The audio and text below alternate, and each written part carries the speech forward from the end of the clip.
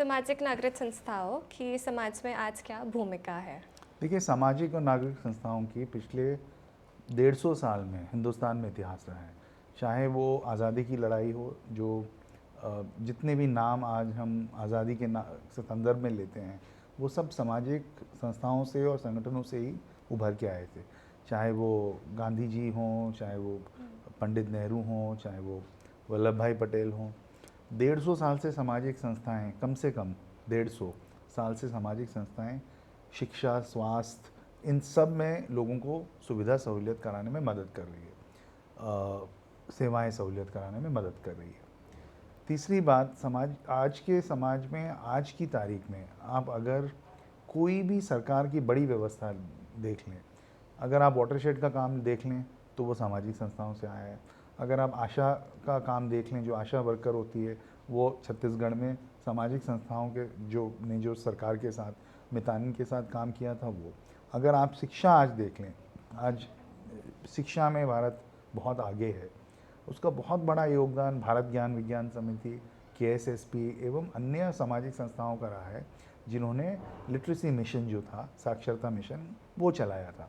तो ऐसा कोई भी क्षेत्र नहीं है समाज में, चाहे वो आर्ट्स हो, चाहे कल्चर हो, ऐसा कोई क्षेत्र नहीं है जहाँ की सामाजिक संस्थाओं का हस्तक्षेप नहीं रहा हो। चाहे वो सरकार को, तो एक तो ये हो गया। दूसरा कि अगर आप देखें कि लोगों को हक और अधिकार दिलाने में और समाज में संतुलन बनाए रखने में बहुत बड़ी भूमिका रहती है सामाजिक संस्थाओं की। सामाजिक नागरिक संस्थाओं के अभी व्यापक समाज में आपको क्या लगता है, क्या नज़रिया है उनको लेके, क्या छवि बन रही है देखिए, उनकी? इसमें दो बातें हैं।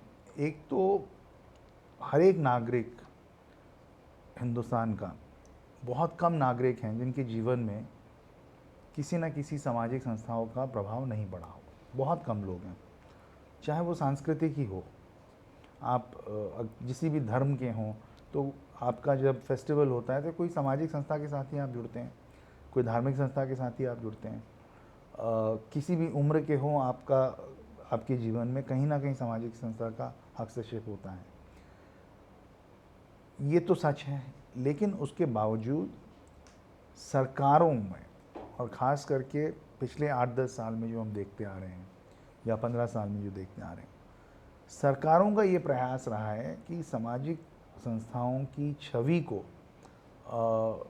एक पक्ष, अपने नज़रिए से एक पक्ष रखना समाज में, कि भाई सामाजिक संस्थाएं जो हैं वो एफिशिएंट नहीं है, काम ठीक से नहीं करती है, सामाजिक संस्थाएं जो है वो गबन कर लेती है, सामाजिक संस्थाएं जो हैं वो देश विरोधी हैं, समाज विरोधी हैं। ये कुछ मिथ्य बातें सरकार ने प्रचालित की है, इसका प्रसारण होता है। तो इससे जो भव्य समाज में सामाजिक संस्थाओं की भूमिका को लेके एक प्रश्न चिन्ह खड़ा हो जाता है। और मुझे लग रहा है आज हम उस दौर से गुजर रहे हैं जहाँ ये प्रश्न चिन्ह जो है वो बढ़ता ही जा रहा है, क्योंकि आपके खिलाफ 24 घंटे एक पूरा तंत्र सरकार का लगा हुआ है जो सामाजिक संस्थाओं के विरोध में है। क्या सामाजिक नागरिक संस्था प्रभावी संचार और संवाद के लिए रणनीतिक पहल करती हैं, आपको लगता है ऐसा? रणनीतिक पहल करती हैं, लेकिन अक्सर ये रणनीतिक पहल जो वो करते हैं संचार संवाद के लिए, वो उनके कार्यक्षेत्र या कार्य के जो दायरा होता है उसमें वो बंद जाता है। तो अगर मैं स्वास्थ्य में काम कर रहा हूँ तो मैं स्वास्थ्य सेवाओं को लेके बहुत व्यापक रणनीति बनाऊंगा और मैं उसके अनुसार प्रचार प्रसार करूंगा, और सरकार भी जो है वो इसको सपोर्ट करती है। चाहे वो कोई भी स्वास्थ्य का कार्यक्रम हो, टीबी पे हो या मलेरिया पे हो, या प्रसव पे हो, किसी पे भी हो, अगर कोई भी जच्चा बच्चा योजना हो, तो इन सब में मैं एकदम जुड़ जाऊंगा और अपने संस्था और संगठन के साथ मिलके एक व्यापक रणनीति बनाऊंगा। लेकिन शायद हम भूल गए हैं कि वो व्यापक रणनीति तभी कायम आएगी जब हम सामाजिक संस्थाओं के बारे में जो दुष्प्रचार हो रहा है उसको भी हम काट सकें। और मुझे लगता है कि अपनी छवि बनाने में जो कि विपरीत है। एक तरह से आप देखें कि काम जो आप कर रहे हैं उससे अलग अपनी छवि बनाने में जितना प्रयास हम लोगों को करना चाहिए, सामूहिक रूप से, संस्थागत रूप से, व्यक्तिगत रूप से, इस प्रचार प्रसार के लिए, एक संचार के लिए, कि एक छवि जो बन रही है हमारे क्षेत्र की, पूरे सामाजिक कार्यों में जुड़े हुए सबकी, वो छवि बनाने में कहीं हम विफल रहे हैं। तो मेरा मानना है कि और उस विफलता की वजह से आगे चल के हमें बहुत दिक्कत होगी, आने वाले दिनों में दिक्कत होगी, क्योंकि अगर हम इसी तरह चलता रहा तो समाज में अगर आपको काम करना है तो आपको संसाधन चाहिए, आपको एक लेजिटिमेसी चाहिए, आपको लोगों के साथ जुड़ाव चाहिए। अगर हम अपने लिए ये नहीं कर पाएँ कि हम समाज के सामने सही छवि रख पाएँ सामाजिक संस्थाओं की, मैं ये नहीं कह रहा हूँ कि सारे 100% सामाजिक संस्था जो हैं वो एकदम हम सर्टिफाई कर सकते हैं कि बहुत अच्छा काम कर रहे हैं। हर क्षेत्र में आप देख लीजिए, कोई भी क्षेत्र हो, आप कॉरपोरेट सेक्टर ले लीजिए, आए दिन एक विजय माल्या, एक नीरव मोदी, कोई पैसा लेके भाग जाता है, कोई कंपनी डूब रही है। तो इसी साल मुझे लगता है कि करीबन 4.5 लाख करोड़ रुपए के एनपीए जो हैं सरकार ने माफ़ कर दिए हैं। उसकी तुलना में जो सामाजिक क्षेत्र में हो रहा है वो क्या है?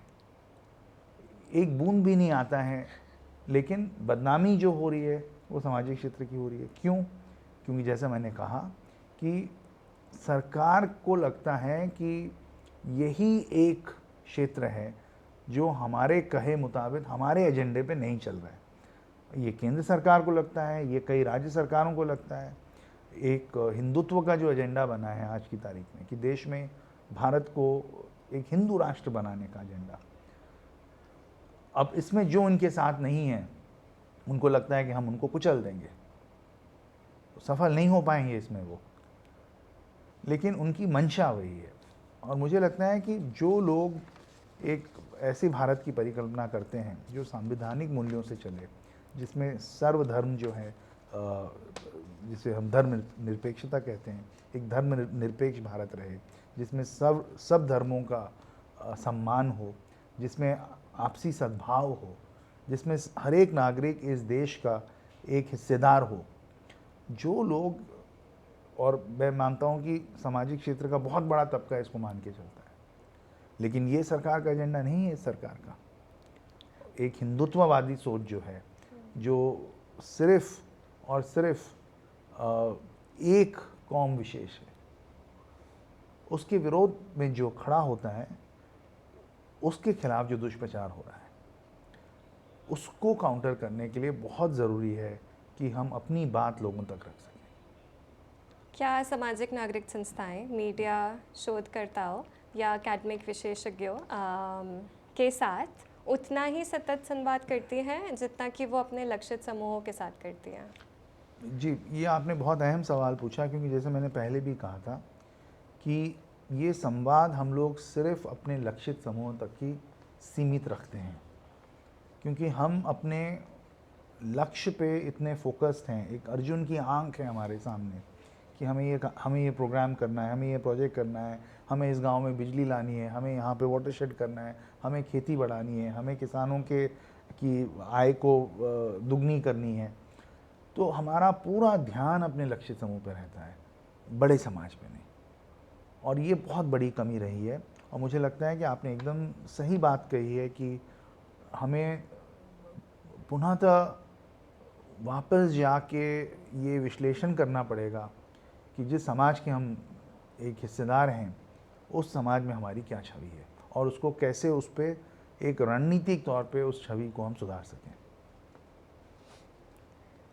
सामाजिक नागरिक संस्थाओं के सामने किस तरह की चुनौतियां हैं और ये चुनौतियां क्या हैं, अगर आप वो बता सकें, और इनका सामना करने के लिए संस्थाओं की क्या तैयारी होनी चाहिए, उस पर अगर हम थोड़ी बात कर सकें। मुझे लगता है कि सबसे बड़ी चुनौती जो न केवल सामाजिक संस्थाओं के सामने है लेकिन समाज के सामने है आज, वो ये है कि संवैधानिक मूल्यों से हम लोग हट रहे हैं। हम संवैधानिक मूल्यों पे कैसे उस डगर पे हम कैसे वापस लौटें, उस मुकाम पे कैसे लौटें जहां हम संविधान को सब धर्मों के ऊपर मानते हैं, सब धर्म ग्रंथों के ऊपर मानते हैं, एक देश का हम एक तरह से हम मानते हैं कि नींव जो है वो हमारी संवैधानिक मूल्य थे। जब हम संवैधानिक मूल्यों से हटते हैं या जब समाज हटता है तो वो चुनौती बहुत बड़ी होती है। और मुझे लगता है सबसे बड़ी चुनौती ये है कि हम कैसे उस संवैधानिक मूल्यों के पथ पे वापस आएँ। और इसको लेके कई छोटी दिक्कतें जो हैं, मैं इनको छोटी दिक्कतें कहूँगा, हालांकि जब आप काम कर रहे हैं तो ये बहुत बड़ी और व्यापक बन जाती है। मुझे लगता है जो छोटी दिक्कतें हैं वो ये हैं कि जो रेगुलेटरी फ्रेमवर्क है, जो कानून सामाजिक संस्थाओं को गवर्न करती हैं, वो दिन पर दिन बदतर होते जा रहे हैं। चाहे आप FCRA ले लीजिए, चाहे आप इनकम टैक्स एक्ट ले लीजिए, ये महसूस कराया जा रहा है सामाजिक क्षेत्र को कि सरकार आपके साथ नहीं है। आप जो भी कर रहे हैं सरकार के इच्छा के विरुद्ध कर रहे हैं और इसकी कीमत आपको चुकानी पड़ेगी। कभी कभी ऐसा लगता है। तीसरी बात मैं कहूँगा कि संसाधन, जैसे जैसे माहौल बदल रहा है वैसे संसाधन रेज कर पाना बहुत मुश्किल हो रहा है सामाजिक क्षेत्रों के लिए। और आखिरी बात ये कहूँगा कि जिस मात्रा में या पैमाने में हमारी युवा पीढ़ी को जुड़नी चाहिए सामाजिक कार्यों में, वो नहीं जुड़ रही है। तो मैं ये 4 चुनौतियों को मुख्य चुनौती मानूंगा। अगर सामाजिक नागरिक संस्थाएं कि कम्युनिकेशन संबंधी क्षमताओं को विकसित करने के लिए कोई पहल हो तो क्या आप इसमें शामिल होना चाहेंगे? मैं 2 बातें और कहूँगा, 2 कदम और बढ़ के कहूँगा। हमें एक मूवमेंट चाहिए, एक आंदोलन चाहिए जो कि सामाजिक संस्थाओं के साथ जुड़ के हम चिंतन कर सकें और अपनी बात को सक्षम रूप से समाज में रख सकें। और इसमें मैं जुड़ूंगा, इसमें जो चाहे वो नेतृत्व का काम हो या चाहे वो एक कार्यकर्ता के रूप में काम हो, जो भी कार्य हो, मैं उससे जुड़ने को तैयार हूँ, अपना योगदान देने को तैयार हूँ। मेरी संस्था इसमें तैयार है। मुझे लगता है कि ये बहुत ही महत्वपूर्ण कार्य विकास संवाद समिति के माध्यम से शुरू हुआ है और इसमें आप लोग जो मदद उम्मीद करते हैं उस पर हम खरा उतरेंगे और उससे बल्कि ज़्यादा ही करेंगे, कम नहीं।